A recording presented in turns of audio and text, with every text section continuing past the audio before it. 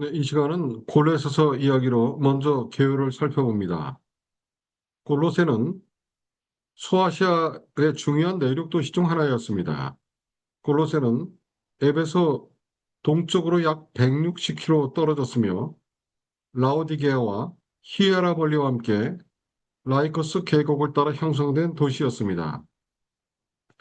과거에는 상업과 금융의 중심지로 번성했던 곳이지만 1세기 로마 시대에 들어서면서 경제적 중요성이 점차 감소했습니다.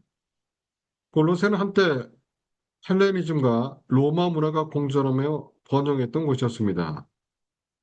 셀레우코스 왕조 시절에는 크게 성장하였으며 유대인들의 이주도 활발했습니다. 셀레우코스 4세에는 유대인들에게 시민권을 부여하고 상업 활동을 장려하면서 골로새는 국제 무역 도시로 자리 잡았습니다. 그러나 로마 시대에 접어들면서 라오디게아가 금융과 상업의 중심지로 부상하면서 상대적으로 그 중요성이 줄어들었습니다. 하지만 여전히 로마 제국 내에서 일정한 영향력을 유지하고 있었습니다.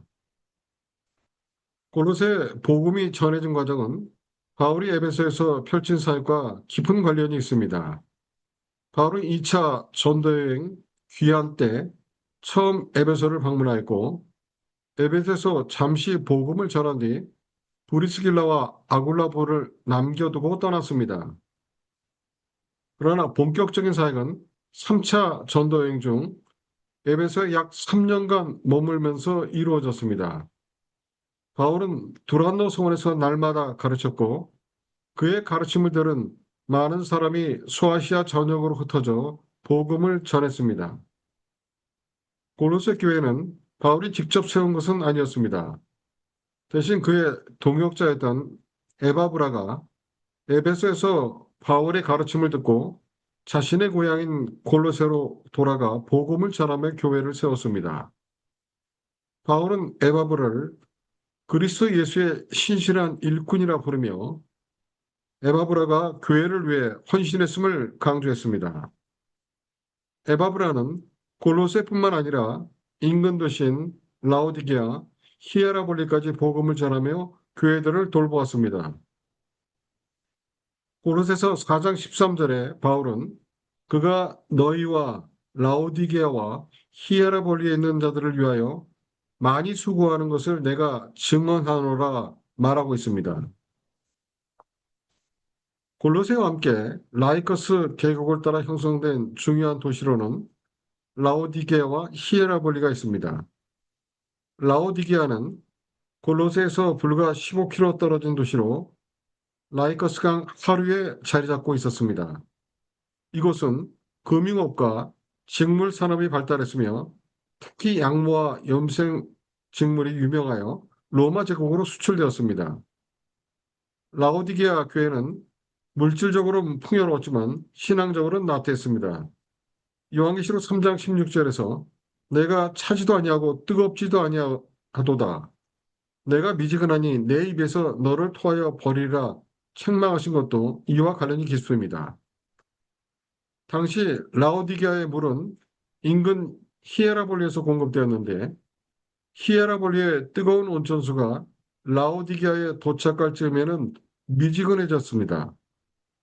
이러한 현상은 신앙적으로 나태하고 미온적인 라오디게아 교회의 상태를 상징적으로 보여줍니다. 또한 이곳은 의약품 생산으로도 유명했으며 특히 눈병 치료를 위한 안약이 로마 전역으로 수출되었습니다.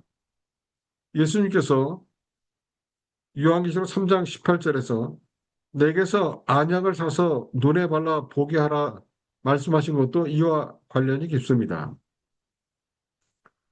히에라볼리는 라오디게아에서 약 9km 떨어졌으며 미네랄이 풍부한 온천으로 유명했습니다. 이 온천수는 치료 효과가 있다고 여겨져 많은 사람이 방문하였고 자연스럽게 상업도 활성화되었습니다. 로마 제국은 히에라볼리를 전략적 요충지로 인식하고 도로와 하수도 등 인프라를 적극적으로 건설했으며 다양한 신전과 공공시설도 들어섰고 히에라볼리는 그 지역의 종교적 중심지이기도 했습니다. 많은 이교도 신전들이 세워졌으며 이는 기독교 신자들에게 신앙을 지키기 어려운 환경이었음을 시사합니다. 하지만 그럼에도 불구하고 기독교 공동체가 형성됐고 복음은 이곳에서도 지속적으로 전파되었습니다. 이처럼 골로새, 라오디게아, 히에라볼리는 서로 가까운 거리에 위치하면서도 각각 다른 특징을 지닌 도시들이었습니다. 현대 도시로 비유한다면 골로새는 한때 번성했던 오래된 구도심 지역, 라오디게아는 부유한 신도시, 히에라볼리는 의왕지와 관광도시 같다고 볼 수 있습니다. 이 세 도시는 라이커스 강을 따라 상업적으로 연결되어 있었고 복음이 전파되는 과정에서도 밀접한 관계를 맺고 있었습니다. 바울이 골로새 교회에 편지를 썼을 때 바울이 가르침은 골로새뿐만 아니라 라오디게아, 히에라볼리를 비롯한 소아시아 전역의 교회들에게도 영향을 미쳤습니다. 사도 바울이 로마 제국의 방대한 도로망을 활용하여 복음을 전했다면 에바브라는 라이커스 강을 따라 자연스럽게 연결된 도시들을 중심으로 효과적으로 복음을 확산시켰습니다. 고린도서 1장 AD 62년경 로마 감옥의 바울은 에바브라를 통해 복음을 받아들인 골로새 성도들의 믿음과 사랑에 감사하며 편지를 시작합니다. 이 복음은 온 천에서 열매를 맺고 있으며 성도들이 하늘에 쌓아둔 소망에 굳건히 뿌리를 내리고 있습니다. 바울은 그들이 하나님의 뜻을 아는 지식으로 채워져 죽기에 합당하게 행하여 범사에 기쁘시게 하기를 간구합니다. 또한 우리를 흑암의 권세에서 건져내사 그의 사랑의 아들의 나라로 옮기신 하나님께 감사하며 그 아들 안에서 얻은 죄사함을 선포합니다. 이어지는 15절부터 바울은 만물의 주권자이신 그리스도의 탁월함을 노래합니다. 그리스도는 보이지 아니하는 하나님의 형상이자 모든 피조물보다 먼저 나신 이로서 만물이 그로 말미암아 창조되었고 오직 그를 위하여 존재합니다. 그리스도는 만물보다 먼저 계시고 만물을 붙드시는 분이며 몸인 교회의 머리가 되십니다. 하나님은 그리스도의 십자가 피로 화평을 위해서 만물을 자기와 화목하게 하셨고 원수되었던 우리도 그리스도의 죽음으로 거룩하고 흠없는 자가 되어 하나님 앞에 서게 하셨습니다. 바울은 교회를 위해 받는 괴로움을 기뻐하며 그리스도의 남은 고난을 그의 몸된 교회를 위하여 내 육체에 채우노라 고백합니다. 하나님이 바울을 일꾼 삼으신 목적은 이방인에게 이 비밀의 영광을 알리는 것인데 그 비밀은 바로 성도 안에 계신 그리스도니 곧 영광의 소망입니다. 바울은 각 사람을 그리스도 안에서 온전하게 세우기 위해 자기 속에서 역사하시는 이 성령의 능력에 따라 힘을 다해 수고합니다. 1장입니다. 바울은 성도들이 사랑으로 연합하여 하나님의 비밀인 그리스도를 온전히 깨닫기를 갈망합니다. 그리스도 안에는 지혜와 지식의 모든 보화가 감추어져 있으므로 누구도 교묘한 말로 성도들을 속이지 못하게 하려는 것입니다. 바울은 성도들이 그리스도 예수를 주로 받았으니 그 안에서 뿌리를 박으며 세움을 받아 믿음의 굳게 서기를 권면합니다. 바울은 당시 교회를 위협하던 철학과 헛된 속임수를 경고하며 이는 그리스도가 아닌 세상의 초등학문을 따르는 것이라 지적합니다. 그리스도 안에는 신의 모든 충만이 육체로 거하시고 우리는 그 안에서 이미 충만해졌습니다. 우리는 세례를 통해 그리스도와 함께 장사되고 그를 일으키신 하나님의 역사를 믿음으로 함께 일으키심을 받았습니다. 하나님은 우리를 거스르는 조문을 지워버리시고 십자가에 못 박으셨습니다. 또한 통치자들과 권세들을 무력화하여 십자가로 그들을 이기셨느니라 선언합니다. 그러므로 성도들은 율법의 규정에 얽매여 비판받을 필요가 없습니다. 이러한 것들은 그림자일 뿐이며 몸은 그리스도의 것입니다. 바울은 천사 숭배나 엄격한 금욕주의 같은 잘못된 경고를 경계합니다. 그들은 그리스도를 붙들지 않고 육신의 생각을 따라 교만해진 자들입니다. 그리스도와 함께 세상의 초등학문에서 죽은 성도는 더 이상 사람의 명령에 얽매일 필요가 없습니다. 이러한 금욕주의는 겉보기에 지혜로워 보일 수 있으나 인간의 육체적 정욕을 제어하는 데는 아무런 실질적 유익이 없습니다. 2장입니다. 바울은 그리스도와 함께 다시 살리심을 받았으니 위의 것을 찾으라 권면합니다. 우리의 생명은 그리스도와 함께 하나님 안에 감추어져 있으므로 탐심과 음란 등 하나님의 진노를 부르는 땅의 지체를 죽여야 합니다. 성도는 이제 분함과 비방, 거짓말 같은 옛사람의 행위를 벗어버려야 합니다. 우리는 하나님의 형상을 따라 새롭게 하심을 입은 새 사람입니다. 여기에는 인종이나 신분의 차별이 없으며 오직 그리스도만이 모든 것의 중심이십니다.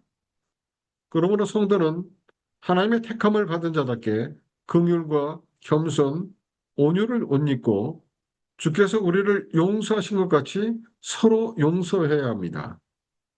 특히 이 모든 것 위에 사랑을 더하라. 이는 온전하게 매는 띠니라 선포합니다. 무엇을 하든지 말이나 일에나 다 주 예수의 이름으로 하고 그를 힘입어 하나님께 감사하십시오. 또한 세 사람의 윤리로 아내와 남편, 자녀와 부모, 종과 상전 사이에 마땅한 도리를 제시합니다. 무슨 일을 하든지 마음을 다하여 죽게 하듯 하고 사람에게 하듯 하지 말라는 권면은 모든 삶이 주님 앞에서의 헌신임을 말합니다. 상을 주실 분은 오직 주님이시며 우리는 주 예수 그리스도를 섬기는 자들입니다. 불의를 행하는 자는 보응을 받을 것이나 주님은 사람을 외모로 취하지 않으심을 확증합니다. 3장입니다. 바울은 성도들에게 기도에 감사함으로 깨어 있으라고 권면하며 마지막 당부를 전합니다. 전도의 문이 열려 그리스도의 비밀을 담대히 말할 수 있도록 기도를 부탁하며 외인에게는 지혜롭게 행하여 소금으로 맛을 냄과 같이 은혜로운 말을 하라고 가르칩니다. 바울의 곁에는 신실한 동역자들이 함께 있습니다. 사랑받는 형제 두기고가 바울의 사정을 알리기 위해 골로새로 보내졌으며 신실한 오네시모가 그와 동행합니다. 아리스다고와 마가, 유스도 등 하나님 나라를 위해 함께 역사하는 자들이 바울에게 큰 위로가 되었습니다. 특히 골로새 교회 개척자 에바브라는 성도들이 하나님의 뜻 가운데서 완전하고 확신 있게 서기를 항상 애써 기도합니다. 에바브라는 인근 라오디게아와 히에라볼리 성도들을 위해서도 헌신적으로 수고하고 있습니다. 의사 누가와 대마도 문안을 전하며 바울은 라오디게 교회에 있는 눈바의 집에서도 인사를 부탁합니다. 바울은 이 편지를 삼가 이루라고 특별히 권면합니다.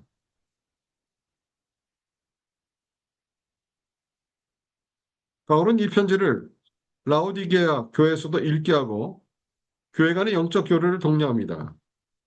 또한 아키포에게 주 안에서 받은 직분을 삼가 이루라고 특별히 권면합니다. 바울은 친필로 문안하며 자신이 메인 것을 기억해달라는 부탁과 함께 하나님의 은혜가 함께하기를 축복하며 고로새서를 마칩니다.